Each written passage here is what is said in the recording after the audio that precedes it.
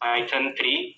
And apart from this backend technology, I do have exposure with the front-end technology as well, like HTML, CSS, JavaScript, jQuery, and React.js. Okay, that's fine.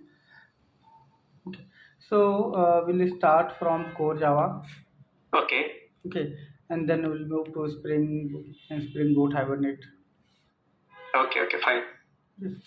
So in core Java, while creating multi-threads, okay, so we use executor framework. Right. What are the benefits of using this? Okay, so basically there are a lot of benefit. Let me give you one example where I can get a benefit of executor framework. So let's say, let it understand with one example. Let's say if we have to perform some operation or multiple operation based on user request. So whenever user request, and if we go with the traditional approach of threading, so it will create the thread, and then it will assign task, or it will execute the task. So here what will happen, we have to create the thread, and then we have to perform the task, and then we have to close the thread. So here all the cycle, like creation and then till the end, we have to maintain itself, and this is costlier operation. Whereas in the with the help of executor framework, we have already threads in the pool that is created. And the second one is, whenever any request comes to the any system to perform multiple tasks, we will already have the multiple threads into the pool, and the task will be assigned to that all the threads which is present in the pool. So we don't need to create it manually, and it will save you time consumer, which takes into the creating of a thread. So this is one benefit. Second, I see that reusability. So let's say one thread, with the traditional approach, if one thread is completed its task, it cannot be reused. Means if once it is started and it finishes the job, it will get into the dead state. It will not work on another task. But with the help of executor frame, we can reuse the thread. So let's say one thread, it completes its task, it will sit idle, and if there is another task which exists into the pool queue, so it will get the task from that pool and then start its execution. So these are the benefits I see. Fine, perfect. So coming to collection, so in collection, how can we minimize the hash collision? How can we minimize the hash collision? Right. So we can have our own implementation for the hash code and equals method. We can minimize the hash collision. Okay, fine. And how we can create an immutable class? Immutable class, right? So basically, what we will do, we will declare the variable or fields of a class with private and then we will be having a constructor which will be assigning a value to the fields using the deep copy, not the shallow copy. And one more thing, we have to make the class itself final. Okay. So fine. What is the use of finally block? So finally block, the use of finally block to perform it is used when we have to perform some clean.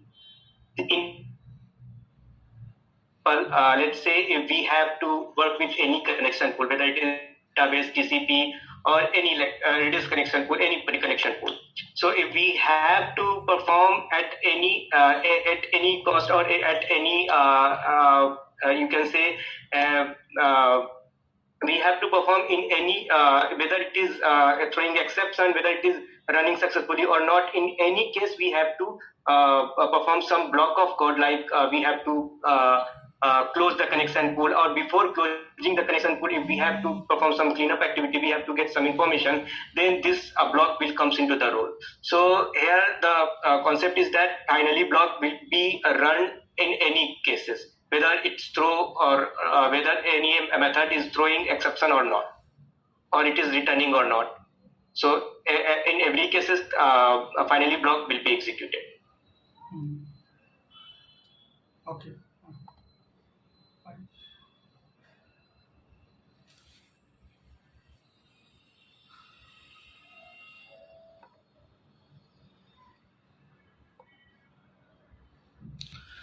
Okay, in serialization, suppose I do not want to serialize any data member. So Mhm. what keyword we will use for that variable? It is transient. Okay, and what happens with static? Are they serialized? Static keywords, static variables. Will this static will not get will not play a role into the serialization, and but the thing is when we deserialize the value, it will like if we have any default constructor and we are having initialize it with using default constructor, so it will that constructor will be used like that should not be parameterized first of all. So if it is not the constructor is not parameterized and if we are initializing the value with that constructor, then during the deserialization it will constructor will be used, but it will not take into participate into that serialization process. Okay, fine. What is cohesion and coupling? What is cohesion and coupling? Right. So coupling is signifies that if we have any means it's signifying hazard relationship means one module or one object is having a dependency with another. So that is said as coupling. And if any object has like tight dependency, that is called as tight coupling, or you can say if any object has not implemented with dependency injection, then it is said to be a tight coupling. For an example, if we have a department object and in that department object we are creating the employee object, and that employee object is not being created or is not being passed by the caller, whether it is created by the implementer. For example, we have a department class and in that department class we have some method or constructor, and within the constructor or method body we are initializing the employee object. So this is example of tight coupling. So we have a dependency, a tight dependency on both object has tight basically tight dependency. So to inject this dependency, what we use a dependency injection concept, where we pass the a reference of that means any object. Here in case department and employee, we pass the reference of employee object as a constructor argument parameter or a method parameter. So now here the dependency relies on the caller side. So whenever any caller means caller of the method has to pass the a type of object or which type of yeah. So the dependency does not rely on the implementer side. So, and if we talk about cohesion, so here like cohesion means you can see if we talk about like design principle, it is like open close principle, and it is basically the let me find out the suitable words for the cohesion. Less cohesive code. Uh,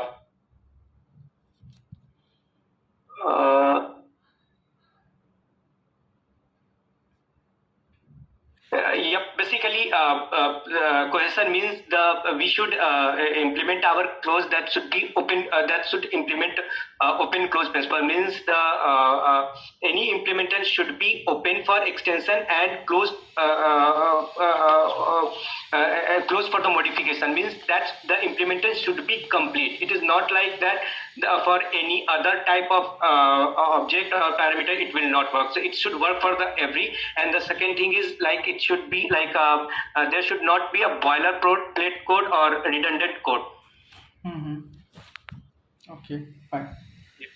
What is the use of serial version UID? Okay, serial version UUID. Okay, so basically the use of serial version UUID is to maintain the state of the class. Uh, uh, let me explain this why it is required. Let's say if we means why we do serialization. We do serialization to serialize or to save the state of the object. So let's say if one system is saving the state of the object and another system which using another type of JVM which is deserializing it.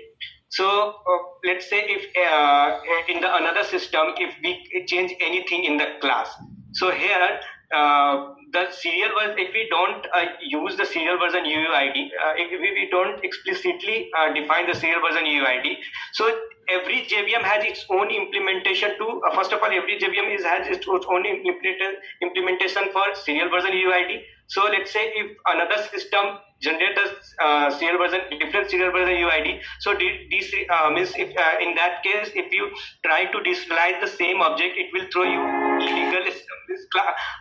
Yes, it is invalid state exception, invalid class state exception. So this is why we use a serial version UID, and we should declare it itself manually, so that if we declare it manually, we will know that what serial version UID we should use at both end, like serialization in and then deserialization in. So basically, to maintain the in the crux, to maintain the state of the class, JVM uses the serial version UID. If there is any mismatch, it will simply throw you illegal state exception, invalid class state exception, something like that. What is builder design pattern? Okay, so basically builder design patterns give you the common solution for creating not creating, for building an object. For an example, if any object construction of any object is costlier, and we don't want and we want an abstraction that we don't want to expose how it should be created, then here the builder design pattern comes into the role. So here what we will do, and the second thing, if we don't want to build, if we want to build the construct the object based on some logic, or if we want to build the construct the object partially, so we will be having a we can use the builder design pattern. So what we will do, in the class we will use a static in a class. There are multiple implementation. I am saying one of the implementation that I am using in my project. So I will be having a inner static class, and in the outer class which will have the properties or field for which we have to construct the object. So that class will have a constructor, and in that constructor we will be passing the reference of builder. And in the static class, we will be having a build method for every member. Like if let's say if we have to build employee object, so we will be having a name method to build the name. We will be having a salary method to build the salary. We will be having a ID, let's say type method to build the type of the employee. And all this builder method will return the object of itself.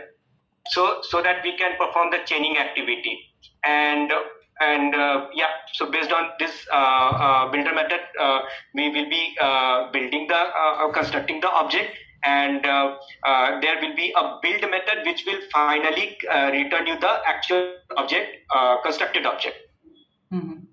What is solid design principle? Okay, so basically solid design principle state that here as stated as single responsibility, O means open close principle, L is the scope principle, I for inversion of control, and D for dependency, D for let me recall, it is dependency inversion. Yep. Okay. So basically, let me explain you what is single responsibility. So single responsibility states that any class or any object, you can say, should have a single responsibility. For an example, Okay, if we have a wait. No, explanation is not required. Okay, that's okay, fine. okay, great. So coming to next section, that is Spring. So in Spring or Spring Boot, if you are using, so what is the use of actuator and how you What is actuator? the actuator you are asking now? So basically, actuator is used in like to configure the history dashboard. So basically, actuator, main role of actuator is to check the heartbeat of the system in the microservice environment, whether the system is alive or not. If any system is not sending the heartbeat for a particular time of interval, then the what it will do, it will disconnect from the like service registry. If we have a service registry server and any mechanism, so it will disconnect from you, and it will we can like check the whether any service is live or not with the history dashboard. And another thing, we can use the like circuit breaker pattern, design pattern, to increase the performance or to have a fallback mechanism. Okay, so Yep. there is a property that we use to enable and disable the actuators. Do you know what is the actuator? What is the name of that property? So by default, all the URLs are not exposed. So we expose by using one of the property.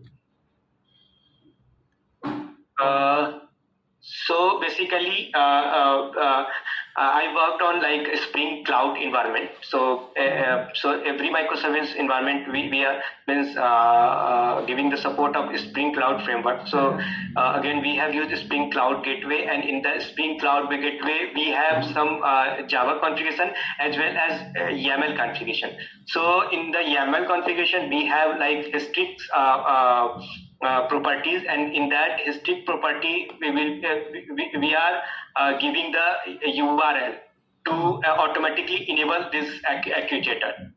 So I am recalling that that URL itself is sufficient to enable this. Or anything if I am missing, then I have to like look into that. But what I am recalling, that there is a URL. Fine. Yeah. So how to read the properties from property file in Spring Boot? So there is a annotation at the rate of value. So using that annotation, we can read the how we can connect multiple database. Multiple databases, you are asking? Yes. Okay. So basically, do you want me to explain multiple databases for a different environment or for a single environment? If we let me explain you. If we have to use different database for different environment, then Spring provide you the concept of profile. So with the help of profile, we can activate different databases. So if we have a configuration placed into the YAML file or application.properties file, and if we have a dependency of Spring JPA, then Spring Boot application will automatically configure that databases for you. For the specified profile. For example, if we have activated dev environment, so it will automatically configure the database which is specified for the dev environment. And if we have to configure and if we run the application for the production environment, then it will automatically configure the production databases, which is automatically activate the databases for the production environment. And now you are asking if we have to configure multiple databases for a single environment, then yes, we can have that as well. We can have a Java configuration, and in the Java configuration we can have data sources and different data sources object, let's say for an example, one for one Postgres, and for another one for let's say MongoDB. So we will be having two different data sources configuration in the Java configuration file, and then we can for best practices we can have factory method, which will be giving you the two different objects based on your condition. So this factory method will be giving you the object of the different databases based on your condition. Okay, fine. So in Hibernate, how we get the data from database? What are the methods available to get the data? To get the data from the database. Okay, so if you talk about the Spring JPA, so we don't we just specify the implementation. We don't need to write our own implementation. We just implement a repository class, not extend repository class. But if you could talk about the Hibernate core framework, then we have a session object through which we can get the data from the database, and the methods are like get and load. And we also have query and criteria interfaces to get the object. So what's the difference between get and load? Okay, so basically whenever you use the load method with any specifier, so it will not give you the actual object. So it is like you can say it returns you the proxy object. For an example, if we load the employee based on some identifier 101, so it will just give you the proxy object of that employee. And when we perform the get method on that employee, let's say if we are getting the salary, then only it will go to the database and fire the native query to get the actual data. So this is the main difference between load and get. Okay, fine. What are the three states of a Hibernate entity? Three states of Hibernate entity are like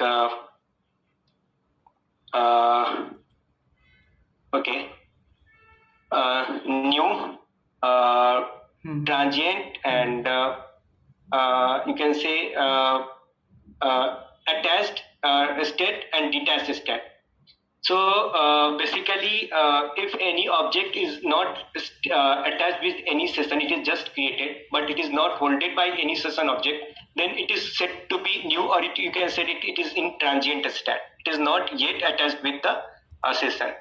And if any object is associated with the session, then it is said to be like it is in attached state.